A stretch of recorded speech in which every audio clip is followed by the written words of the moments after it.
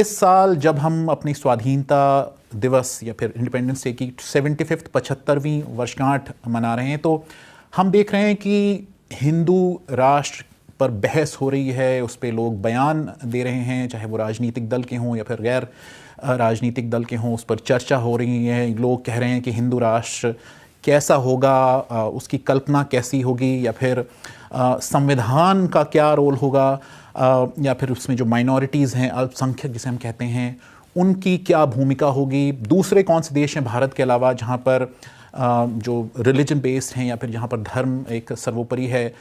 हिंदू शब्द बोलते ही गुस्सा हो जाना, लोगों का विरोध करना शुरू कर देना, इससे बाहर निकलना होगा। आरएसएस न भय पैदा करता है, न हमने भय दूर करने का ठेका लिया है।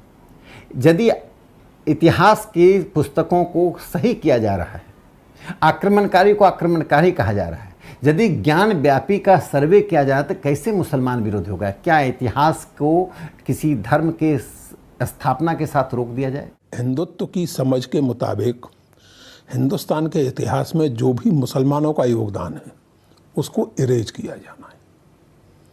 और आप इस बात पर ध्यान दें कि ब्रिटिश साम्राज्य या ब्रिटिश राज के स्मारकों के प्रति इतना आक्रामक रवैया इन लोगों का नहीं है।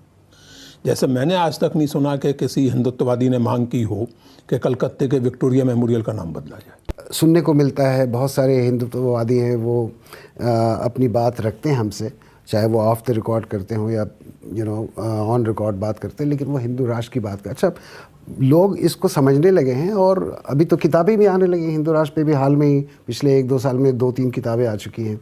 तो ये है एक बाज़ाब्ता डिमांड है लोगों की कल्पना है कि किस तरह का ये राष्ट्र होगा, या राज्य भी हो सकता है। कुछ लोग ये भी मानते हैं कि राष्ट्रीय नहीं, राज्य भी होना चाहिए, मतलब एक हिंदू स्टेट होना चाहिए। सिर्फ हिंदू समाज नहीं होना चाहिए, हिंदू एडमिनिस्ट्रेशन नहीं होना चाहिए, हिंदू स्टेट होना, जैसे कि सऊदी अरब और ईरान है, उस तरह की स्टेट की भी कल्पना लोग कर रहे हैं। वो जोड़ रहे हैं इससे कि आरएसएस की 100 साल पूरे हो जाएंगे 2025 में, तो शायद उसी वक्त हिंदू राष्ट्र की कोई घोषणा नहीं की जाएगी, कोई एक बाज़ाब्ता कोई ऐसा दिन नहीं होगा कि आज से भारत जो है हिंदू राष्ट्र हो गया, लेकिन वो एक ऑर्गेनिक डेवलपमेंट होगा और धीरे धीरे समाज जो है उसी तरफ, और जो एडमिनिस्ट्रेशन है वो उसकी तरफ जाएगा, ऐसा लोगों का मानना है। कि जब हम ग्राउंड पे जाते हैं तो लोगों में एक डर दिखता है कि क्या होगा, नहीं होगा, कैसे होगा, कब होगा। तो किस तरह से इसकी स्थापना की जाएगी, या क्या वो कुछ प्रतीक हैं, कुछ फिलर्स पहले से लोगों को दिख रहे हैं क्या? चाहे वो सत्ताधारी पक्ष के लोग हों या बड़े बड़े संवैधानिक पदों पर बैठे हुए लोग हों। पिछले कुछ सालों में हालांकि उनके बयान वैसे आते रहे हैं, लेकिन हमने देखा कि पिछले दिनों चाहे वो बुलडोज़र का मामला हो, अजान हो, लाउड स्पीकर हो, इन सब पर बहस बहुत ज़्यादा छिड़ रही है जब वो बोलते हैं इन चीज़ों पे। तो उसका क्या असर होता है? एक तरफ गर्व की बात है और एक तरफ डर की बात है। तो ये डर और गर्व दोनों किन किन समुदायों में है, और जिनमें गर्व है वो उनका कंट्रीब्यूशन क्या होगा उस हिंदू राष्ट्र में, ताकि वो डर को मिटा सके। वहाँ देखो बुलडोजर भी खड़े हैं मेरी सभा में और बोल रहे थे जय श्री राम, चले जाओ, बुरखा काटो, ऐसे कुछ बोल रहे थे। मीट मछली कावड़ यात्रा की रूट पर न हो, अच्छा होगा। शुक्रवार में क्या होता है? तो उसने कहा शुक्रवार को नेशनल हाईवे बंद कर वहां नमाज पढ़ने की इजाजत दे देते हैं। लाउड स्पीकर हा सामाजिक विषय, हा धार्मिक विषय नव्हे।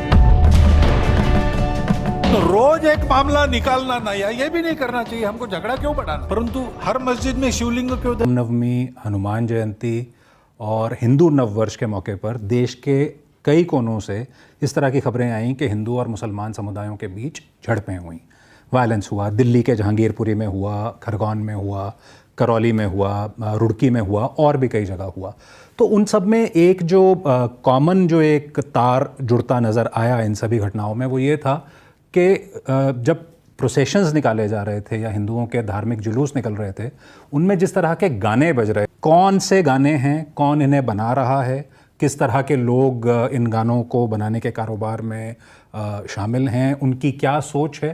क्योंकि अगर आप बहुत से ऐसे गाने सुने तो उनकी जो भाषा है वो बहुत ही अभद्र है, अपमानजनक है, बहुत से मामलों में सीधी सीधी धमकी भरी है। और ऐसा प्रतीत होता है कि हमारे साथ एक टाइम पर क्या क्या हुआ। श्री राम तो बहुत मर्यादा पुरुषोत्तम राम जी हैं, अगर उनका नाम लेने के लिए तो उसमें दिक्कत क्या है? तुमने गाली तो दी नहीं किसी को, भाई जय श्री राम बोलिए, भाईचारा दिखाइए ना।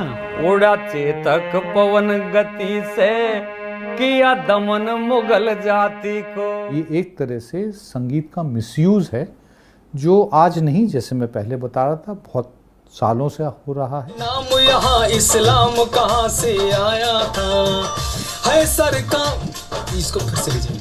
बुलडोजर के डर से उनको याद आ रही नानी है। ने पिछले कुछ वक्त में देखा है कि जो हिंदुत्ववादी जो संगठन हैं या फिर ग्रुप्स कहें, उनकी संख्या में काफ़ी तेज़ बढ़ोतरी हुई है। अगर आप जर्नलिस्ट हैं, पत्रकार हैं, तो हिंदू संगठन के लोग हैं या फिर नए जो फॉर्म ग्रुप्स हैं, ज़मीन पर क्या चेंजेस आ रहे हैं, लोग क्या सोच रहे हैं, ये कौन कौन से ग्रुप्स और संगठन हैं, वो क्यों ऐसा कर रहे हैं।